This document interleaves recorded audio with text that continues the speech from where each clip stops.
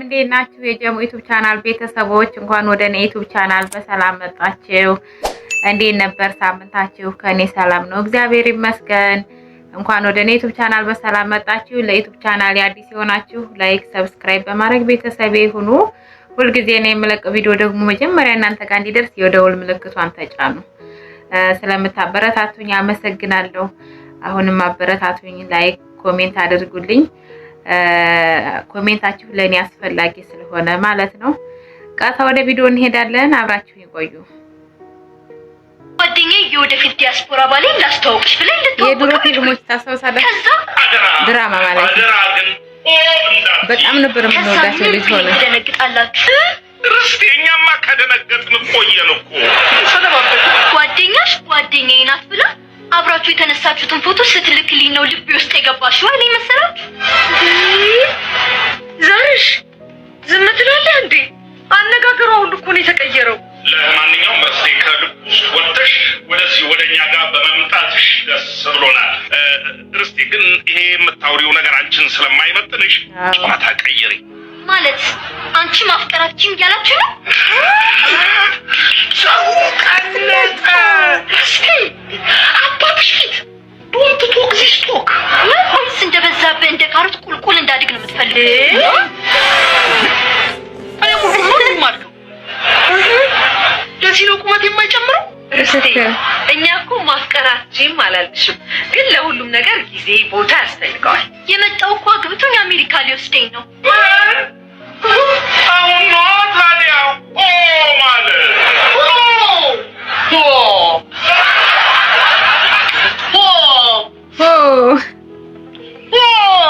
እንዴ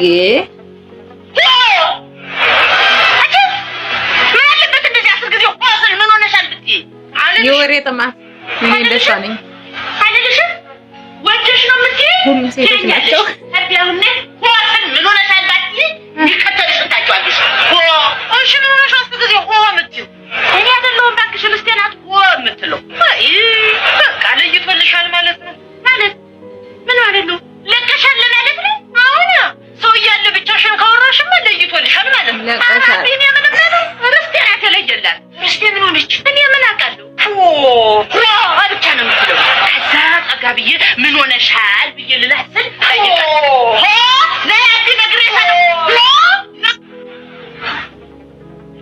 አባቢ እስቲ ላፕቶፕ ስጠኝ። ከላፕቶፕ ደግሞ ምን ቀረሽ? ባለፈው አንድ የጀመርኩ ፊልም ነበር፣ እሱ ላይ ጭራሽ እኔ በሌለውበት የስራ ላፕቶፕ መክፈት ጀመርሽ? እና ከፈትኩትም እራሱ ተከፍቶ ዛሬ እንደዚህ ትልቅ ልጅ ሆነ ነው መርጦ የከፈተልሽ? አይ እንኳን ራሴ ነው ያመረጥኩት። አሁን ዞር እንደ አባቢ አንዴ ዞር አንዴ ላይ አንዱ መረጥ እንጂ ለምርጫ አይደለም። ከአሁን በኋላ ይሄንን ላፕቶፕ ትነኪና ዋ አትንጫቁሽ፣ አትንኪ። በቃ እቺ ምን የሚሏትን ማሰማች በእናትህ እሱ ቀድሞ ተነካኝስ። አንቺ ልጅ ምን ይሻልሻል? ላፕቶፕ እኔማ በለኮን ይሻል አዴ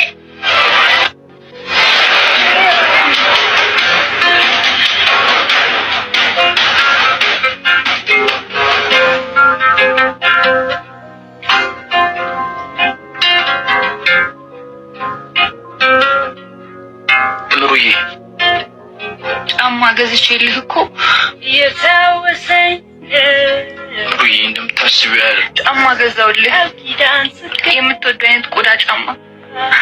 እስኪ ለካው። ቆይ አንዴ ላስረዳሽ። አጋጣሚ ለካውና ሳየኝ። ግምቴ ልክ መሆኑን ማወቅ እፈልጋለሁ። አምኜው ሲናገር ተረጋጊ፣ እለካዋለሁ። ለካውና ሳየኝ። የሸጠልኝ ሰው ግማሹን በብድር ስለተቀበልኩት ከቆየ አይመልስልኝም። ለካው። እየቀለድሽብኝ ነው? እየቀለድኩ አይደለም። ለካው።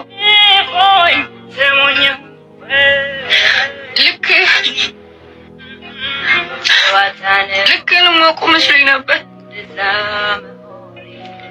እነሱ አይሆንም ሲሉኝ፣ ቅድሚያ ደራሽ ሲሉኝ አይ እሱ ይቅደም ብዬ ነበር። ለካውና ግምቴ ማወቅ እፈልጋለሁ። ይሰፋኛል ብዬ ተሳስቼ ነበር። አየህ ግምቴ ልክ መስሎኝ ነበር።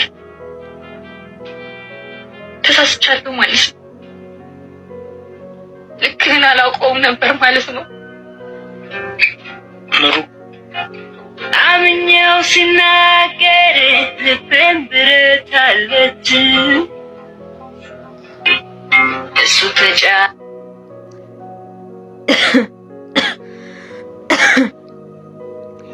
በጣም ከባዱ ነገር ምን እንደሆነ ታውቃላችሁ?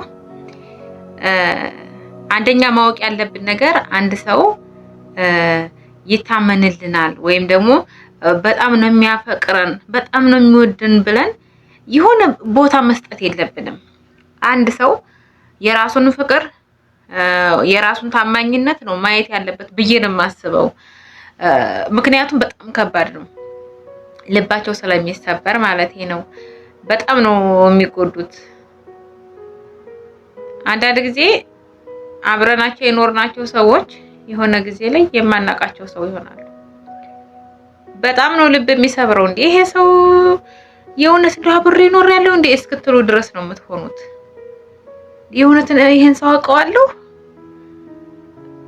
ነው እኔ የሆነ እኔ ነኝ የተሳሳኩት ያስብላል።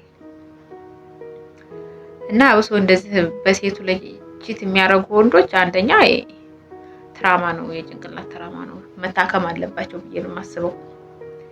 ጀግና ወንድ ለሚስቱ ታማኝ ትዳሩን ወዳድ መሆን ነው ያለበት፣ ወይም ደግሞ ለፍቅረኛው ታማኝ አፍቃሪ መሆን አለበት። የሆነ ሰዓት ላይ ብድግ ብሎ ከሆነ ሴት ጋር የሚዘላዘል ከሆነ ይሄ ልጅነቱን አልጨረሰም። እንደዚህ አይነት ሰዎች ሕክምና ነው እንጂ የፍቅር ግንኙነትም ትዳርም አያስፈልጋቸውም። መጀመሪያ መታከም ነው ያለባቸው። ስለዚህ ለሆነ ሰው ልክ እንትን አትስጡት። ይሄ ሰው በጭራሽ እንደዚህ አያረገኝም አትበሉ። የምታዩት እናንተ መልካምነቱን ብቻ ነው። የሆነ ሰዓት ላይ ነው የዛ ሰው መጥፎነት የሚታያችሁ። እንዲህ ይሄ ሰው እስክትሉ ድረስ ያስገርማችኋል። በሰጣችሁት ቦታ ላይ አለመገኘቱ ደግሞ በጣም ይበልጥ ልብ ሰባሪ ነው የሚሆነው። ምክንያቱም እናንተ የሰጣችሁት ቦታ ላይ ሰውየውን ስለማታገኙት በጣም ነው የሚያሳዝነው። እና መደገፍ ካለባችሁ እግዚአብሔርን ተደገፉ፣ አምላካችሁን ተደገፉ፣ ልባችሁን ጠብቁ። እናንተ ሳይሆን ደግሞ የሚጠብቀው እግዚአብሔር ነው። ልባችሁን እግዚአብሔር ይጠብቅላችሁ ባይ ነኝ። ሁሌ ቤቱ ጣጥሮ አይደለም። እና ደግሞ ስለ ቤቶች ድራማኛ ትንሽ እንደሆነ ነበር የምንከታተላቸው። ይሄ ህፃናትም አዋቂዎችም እንደዚህ በአንድ ቁጭ ብሎ የሚሄድ ድራማ በጣም የምወደው ድራማ ነው ኢትዮጵያ ውስጥ በፊትና ይሄን ድራማ ነበር የምናየው። እንደዚህ ደግሞ አሪፍ ተከታታይ ድራማ እንደዚህ አይነት ድራማ አሁን ላይ ራሱ እኔ ብዙ ፊልም ስለማላይ አይሰራም ለማለት አልችልም። ይሰሩ ይሆናል ከኔ ስንፍና ሳላያቸው ቀርቼ ይሆናል ብዬ ነው የማስበው። እና በዛሬው ቪዲዮ ዘና ፈታ እንዳላችሁ አልጠራጠርም። ዳግም በሌላ ቪዲዮ እስከምመጣ ድረስ ላይክ፣ ሰብስክራይብ እያደረጋችሁ ቤተሰብ ይሁኑ። ስለምታበረታቱኝ አመሰግናለሁ። መልካም ጊዜ ሆነላችሁ። ተመልሼ እስክመጣ ድረስ መልካም ሳምንት። በጣም ነው የምወዳችሁ፣ በጣም ነው የማመሰግነው።